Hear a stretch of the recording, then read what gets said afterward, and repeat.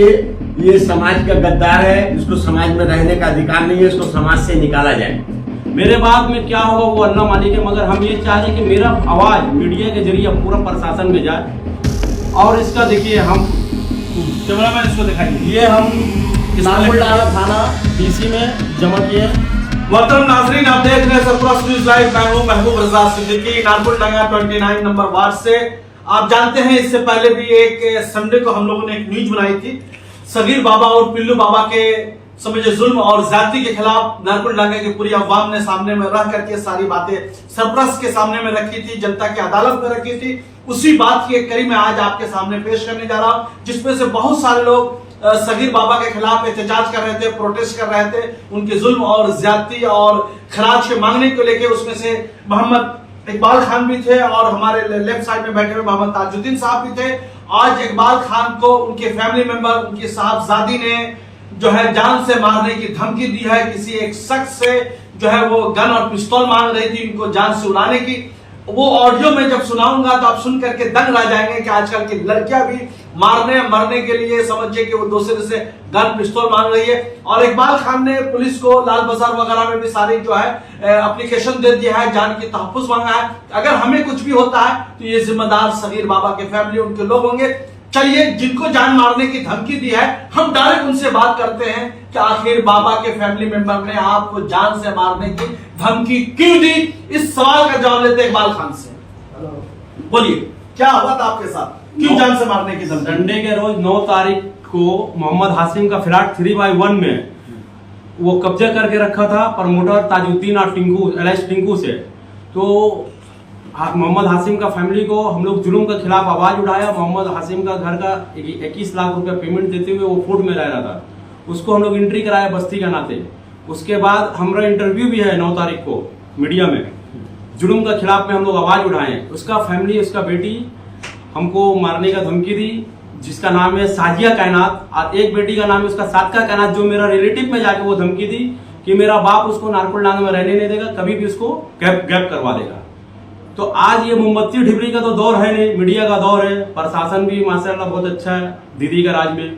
तो हम अपना बात को मीडिया के सामने, प्रशासन के सामने रखने चाह रहे हैं कि मेरा छोटा छोटा बच्चा है और मेरा सरपरस्त जो है मेरा बाप माँ है नहीं, जो है अपना घर का फैमिली मेंबर हमें। मेरे बाद में क्या होगा वो अल्लाह मालिक है, मगर हम ये चाह रहे हैं कि मेरा आवाज मीडिया के जरिए पूरा प्रशासन में जाए। और इसका देखिए हम कैमरामैन इसको दिखाइए, ये हम नागपुर थाना डीसी में जमा किए।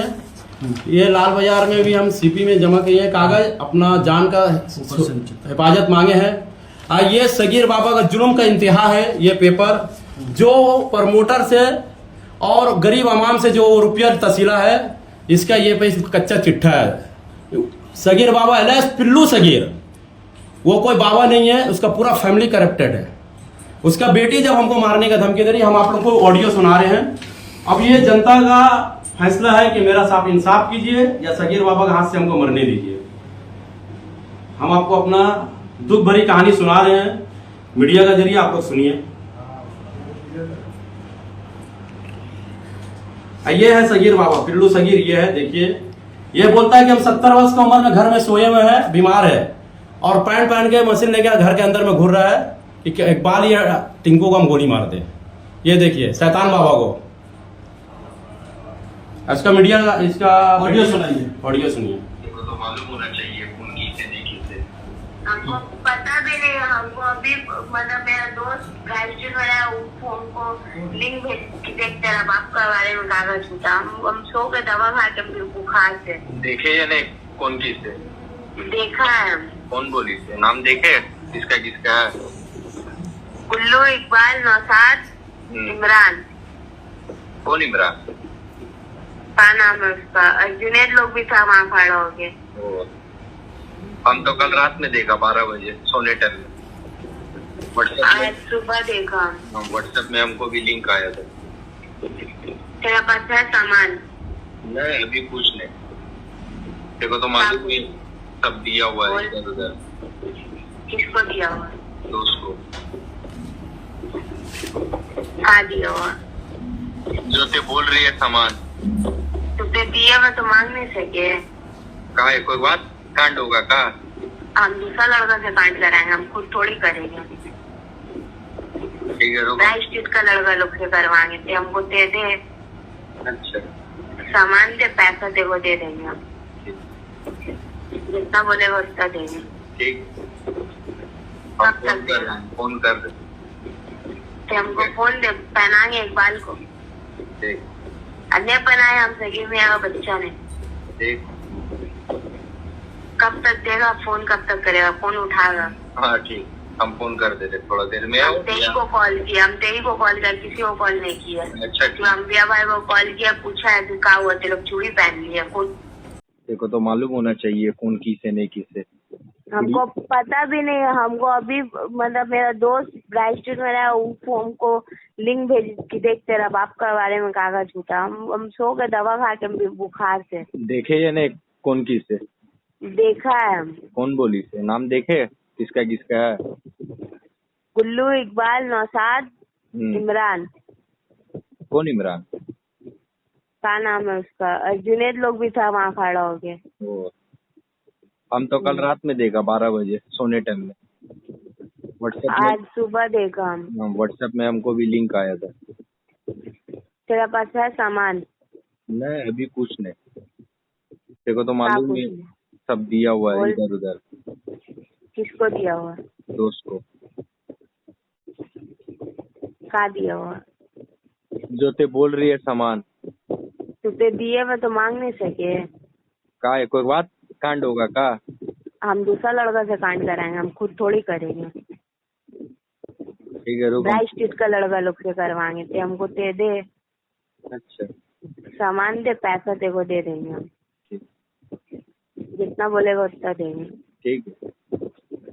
हम कब फोन तक कर रहे देगा? हैं, फोन कर रहे।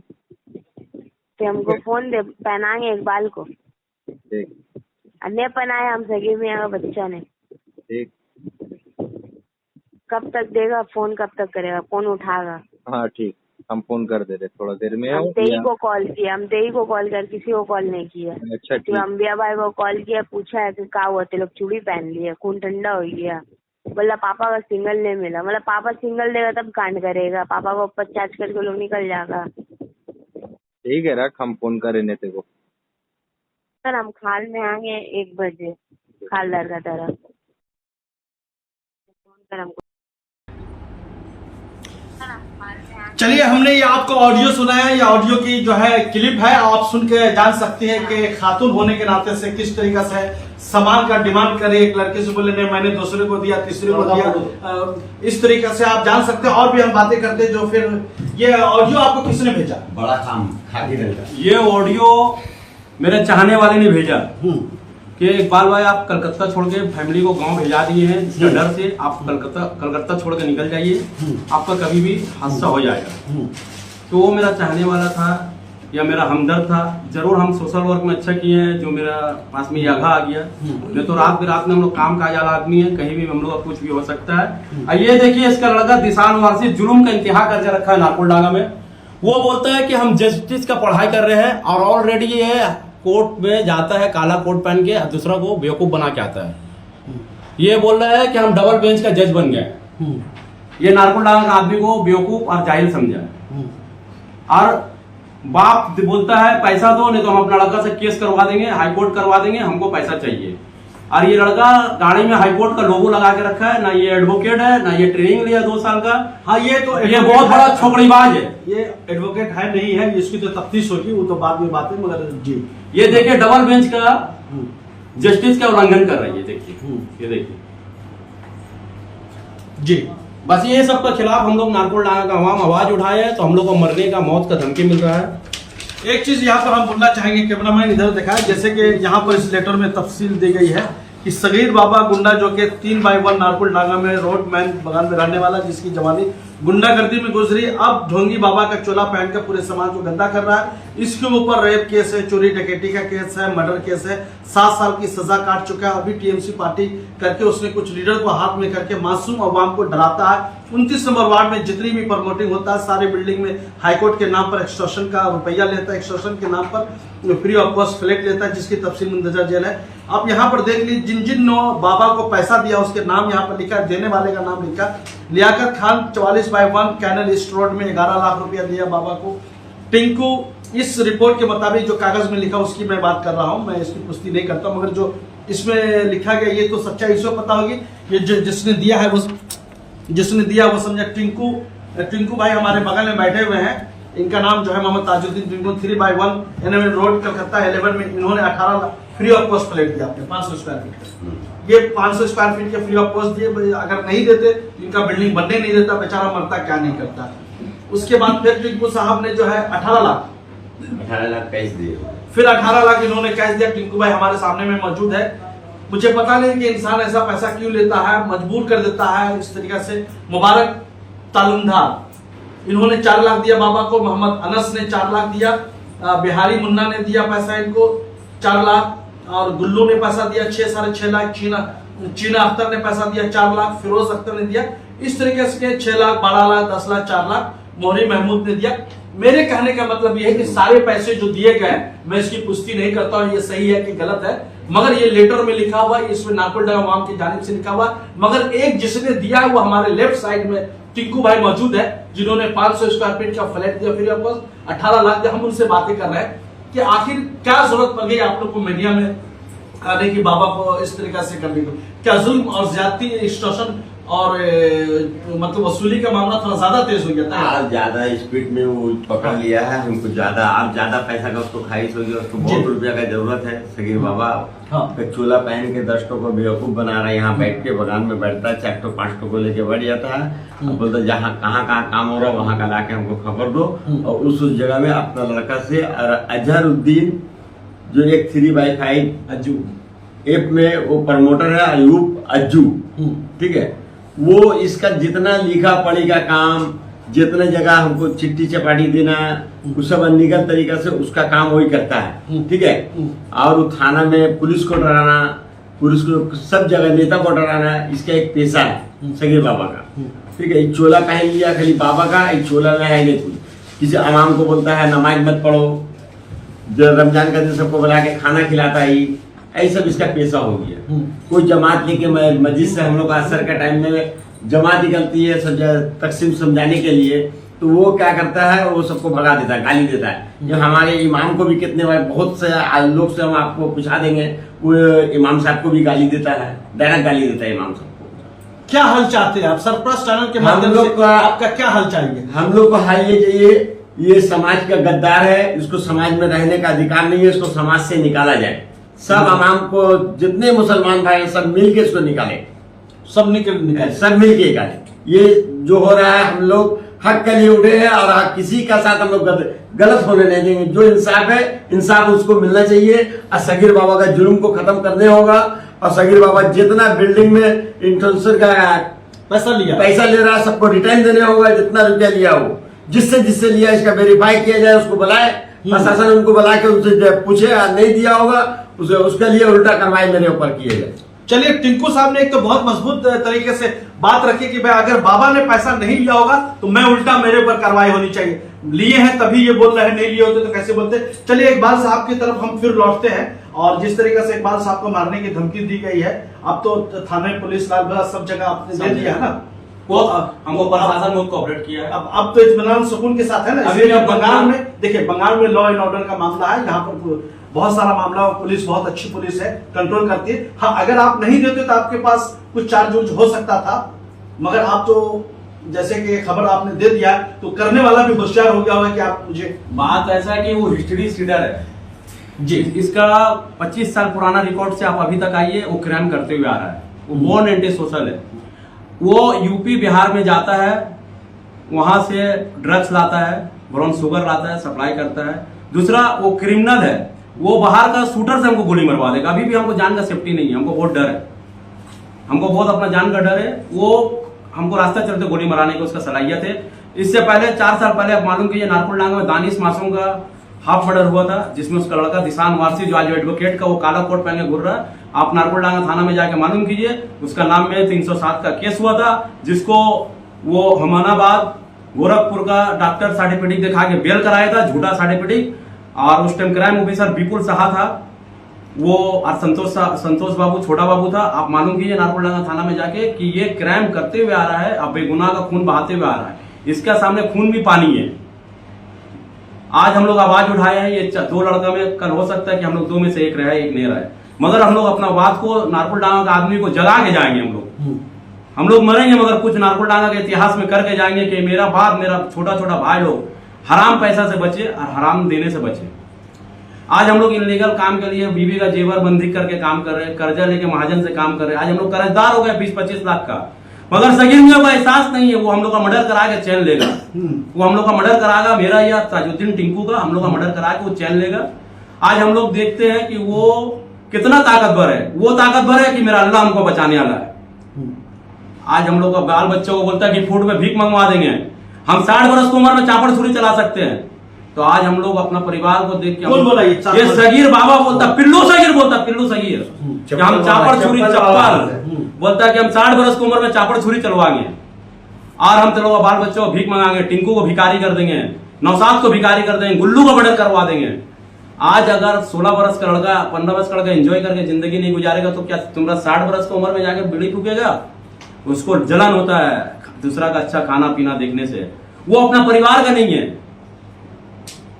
वो अपना परिवार का नहीं है, उसको मुखातपरस्त आदमी है। चलिए, एक तो बहुत हमने मोहम्मद इकबाल खान की भी बात सुनी और मोहम्मद ताजुद्दीन साहब की बात सुनी। इनकी जो बातें हमने आपको डायरेक्ट सुनाई, मिर्च मसाला लगाए हुए baker.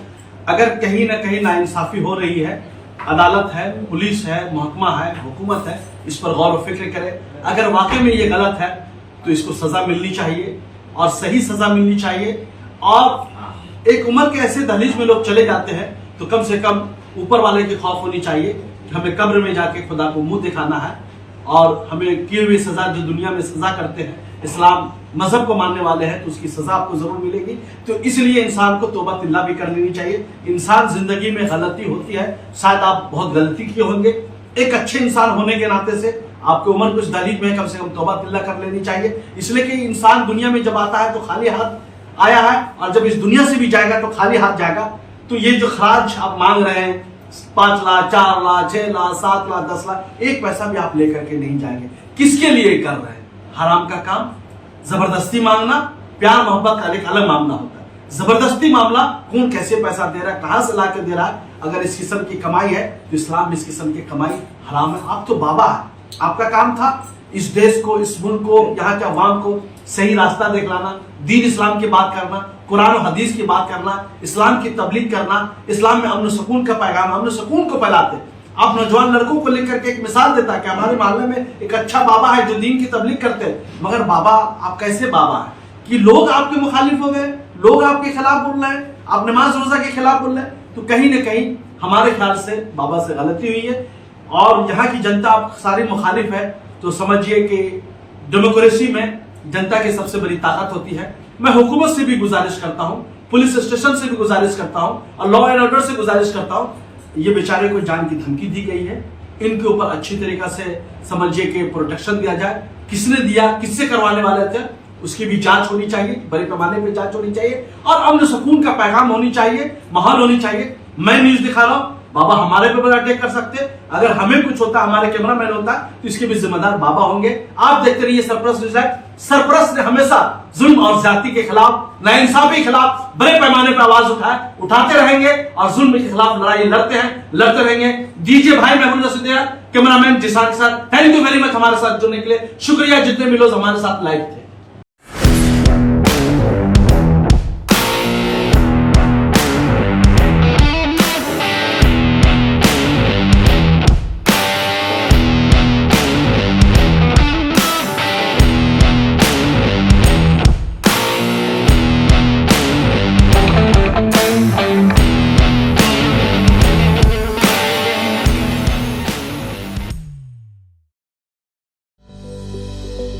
Welcome to K-Mall, a premium project by Kaleen Group. K-Mall is in the heart of Kolkata's electronic, garment and lifestyle hub, Khidirpur. K-Mall, which is designed as a world-class mall, is the outcome of endless effort of our experts, combined with modern superb techniques and new age design. Book now